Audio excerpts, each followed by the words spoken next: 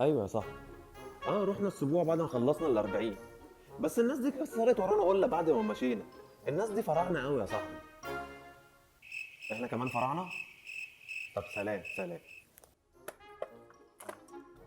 طبعا الناس كلها فاكره ان اي حاجه ليها علاقه باجدادنا الفراعنه اندثرت، بس الكلام ده مش حقيقي، وهم لسه لحد النهارده اجدادنا عايشين جوانا، وعلى عكس ما ناس كتير قوي فاكره ان حضاره اجدادنا هي مجرد اثار خالده وبس، الا بقى ان ده غلط، وان في عادات كتير قوي بنمارسها ترجع بقى اصلها للفراعنه، مثلا زي السبوع. كان المصريين القدماء بيقدسوا رقم 7 لانه بيدل على الصحه والعافيه. ليه بقى؟ لان هم كان عندهم مشكله في عدد وفيات المواليد في وقتهم، ودي كانت اكتر المشاكل اللي بتواجههم، علشان كده اعتبروا ان المولود اللي بيعيش اليوم السابع ده محظوظ ولازم يحتفلوا بيه، ومن هنا جت فكره الاحتفال بالسبوع اللي لسه احنا بنعمله لحد النهارده. ومش بس كده، ده كمان كسر القله ورا الشخص اللي مشى من عندك ومش عايزه يرجع لك. كان الفراعنه بيعتقدوا ان كسر الجره او الاناء الفخار اللي بيتحط فيه الميه ورا اي حد عنده طاقه سلبيه من وجهه نظرهم، ده هيساعد ان الطاقه السلبيه بتاعته تخرج من المكان ومش هيخليه يجي تاني هنا. ودي برضو عاده لسه مستمره لحد النهارده عند بعض المصريين، زي ما في ناس كده بتكسر القله ورا العروسه علشان ما ترجع لهمش تاني، والحركه دي يعني على سبيل الفكاهه، يعني انتوا عارفين الشعب المصري ابن نكته وكده.